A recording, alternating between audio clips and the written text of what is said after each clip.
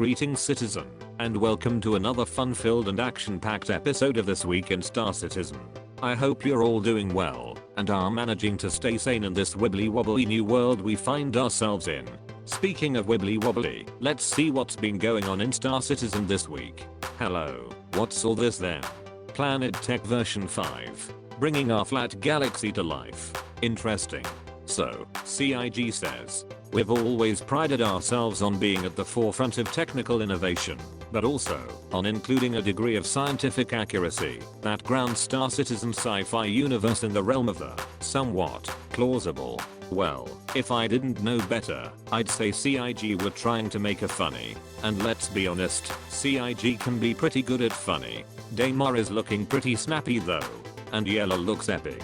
No objections to including these in the verse. Have at it CIG. Though for a truly epic April Fool's trolling, you should have just said that Squadron 42 was due to go into beta later this year. Oh wait. Right then, let's get the lowdown on the Star Citizen monthly report for March. And just for shits and giggles, let's see if we can get through this monthly report without using the word refactoring. We start with Combat AI, who focused on refactoring. Fuck it. I guess it's just not a monthly report if we don't hear about CIG refactoring some shit or other. Anyway, Combat AI have done some stuff to help allow NPCs to not wander aimlessly into a hail of incoming bullets, but instead seek cover behind stuff. About time. Ship AI are still working on collision avoidance, formation flying, and capital ship AI, as well as new combat maneuvers. Looking forward to seeing these. The animation team says, we also worked on some shockingly good animations for some new FPS weapons coming soon. Wow, more funny from CIG. They're on a roll this week. No prizes for guessing they are talking about the new Lightning Bolt company weapons that spew electricity like Storm from the X-Men. The facial support team. Wait, there's a dedicated team for facial support. Good god. Anyway, they have done some eating and drinking support stuff for various characters in the PU. Expect to see Tassia Pacheco chewing gum as well as being shady as fucking 3.9. The Environment Art Department worked on the first 2 planets in the PYRO system alongside various other environments. New landscapes, terrain, geology shapes, and vegetation are being explored and worked on with a huge amount of excitement. Giddy up, this is indeed exciting news. More of this shit please CIG. Better yet, let's get Pyro added to the roadmap under 4.1. Do it now. The ship art department spent March polishing the SP rear budgie and faffing about with the M50 cockpit, while the weapon art department tweaked some stuff and made some bug fixes. Audio progressed with their various tasks for 3.9, including music for New Babbage, written by the insanely talented Pedro Camacho. Genuinely looking forward to hearing this as Pedro's music really is epic. The backend services bots have been preparing to migrate several legacy services to the new iCache system. Top banana. The character team's focus for March was 3.9 and to finish modeling and artwork, and presumably to finish up the new clothing line for New Babbage, whose brief was clearly, design something that Billy Idol would wear if he were alive in 2950. The community team celebrated St. Patrick's Day, or Stella Fortuna as it's known in the verse, by selling a load of green shit in the store, and a limerick contest, the winner of which came up with this. I rented a mining prospector, its scanner, a resource detector. So I fractured a rock, and it caused quite a shock. Lucky me it had shields to protect her. Nice job Canuck 2099. The Frankfurt studio descended upon Belgium for a bar citizen community meet, presumably before social distancing became a thing. Engineering worked on all sorts of shit this month including threading performance, vertex optimization, the Vulkan Gen 12 renderer, ray marching, HDR runtime errors, and a whole load of other stuff. Looks like they've been busy. Great stuff. Those cheeky chappies in the gameplay features department have been beavering away on the friends list refactoring. You know, I'm willing to bet that CIG actually has a refactoring department, dedicated and focused entirely on refactoring shit, morning, noon and night. Anywho, it looks like we are getting a new party window along with some other massive improvements. Who doesn't love a good party window, eh? Meanwhile, the vehicle features team have fixed an issue with the ESP rear budgie, where its wings would not animate correctly during takeoff, while the EU team worked at updating the HUDs to use the new building blocks tech.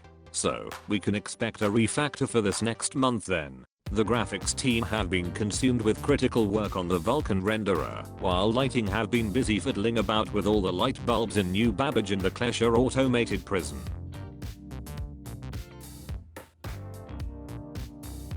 The story from the narrative department is that they have been writing dozens of food labels for readable things in 3.9. Bravo.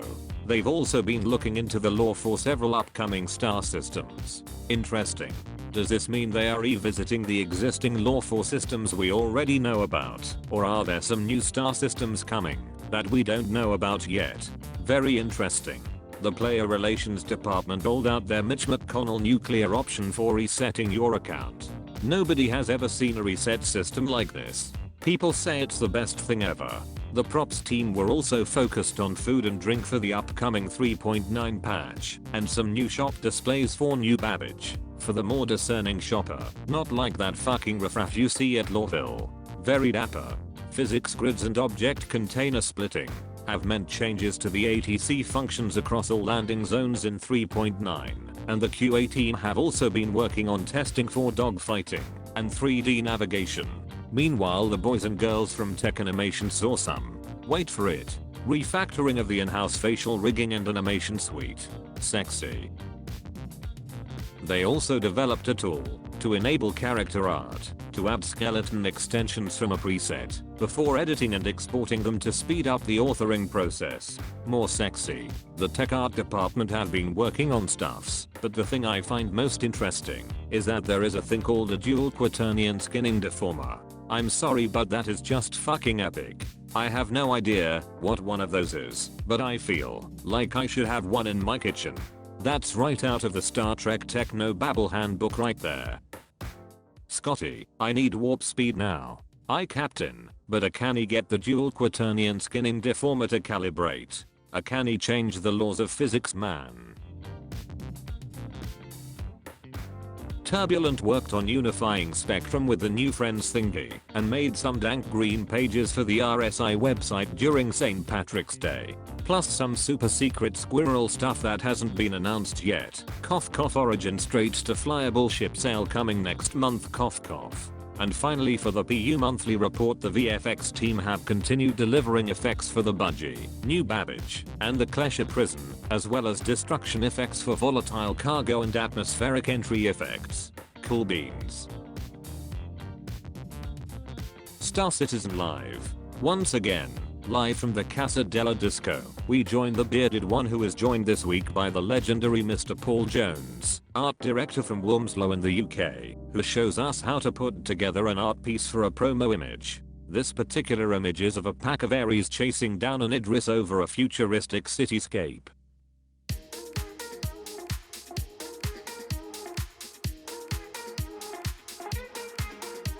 He uses several different tools for this, including Photoshop, Keyshot Pro, and Autodesk 3ds. All good stuff and a pretty decent episode, although speaking as someone who does a lot of work in these applications as a day job, I didn't find it all that interesting, though your mileage may vary. Link in description below. Roadmap Roundup. As mentioned last week, the release of Alpha 3.9 to the PU has been delayed, due most likely in no small part to the fact there's a global pandemic going on right now, and the whole CIG team is having to work from Jared's house. Maybe. So, let's have a look-see at the notable changes for April 3rd. Contact list friends list unification refactor. There's that refactor word again. Anyway, it's not bad news for a change, as this has been added to the 3.9 column. The idea of this tech is to allow for easier player-to-player connectivity within the SC universe. By converting this into a unified service, it will also lay the framework to create better lobby functionality in the future for all game modes. Lovely jubbly. Next up is the Space Station Refinery deck. This has been added to the 4.1 column and actually sounds pretty neat. Refinery decks are dedicated areas in rest stops that serve as mining hubs where the player can drop off mined materials to be refined. pick up mining missions, or buy new mining equipment. Rumor has it, if you are a Connie owner, they will let you take a dump here as well. Grim Hex improvements. This card has been added to the PU roadmap under the 4.0 column. When I first read this I thought sweet, they are going to move Grim Hex to a nice beachfront location on Hurston. Maybe add a pool. But no, what they mean is finalizing Grim Hex, making it a complete landing zone. Main changes will include new location branded utilitarian hangars accessible by the main hub, a scramble race feature, and additional content. Well, doesn't this sound nice? The Arlington Bounty mission, including the final boss fight with the stolen IDRIS, has been surgically removed from the 3.9 column due to overcrowding in Jared's basement. Plus, maybe, because a server full of avocados couldn't kill it. I have to agree with the mighty space potato here. They should have just said fuck it. Let's pretend that the PU is some sort of alpha testing server and just pop it in there anyway. I mean, unless there's some sort of stability issue with it, what's the harm? And finally, great news everyone. The Origin M50 is looking great. But you can't have it, because once again due to overcrowding, this time in Jared's kitchen, it's been punted to the 4.0 column to languish and die. On the other hand, the SP rear budgie has been moved to polishing. Right then, that does it for this week's episode. As always, thanks for watching. Tune in next week for more Star Citizen shenanigans. Now, commence like button slapping and subscribing. Do it now.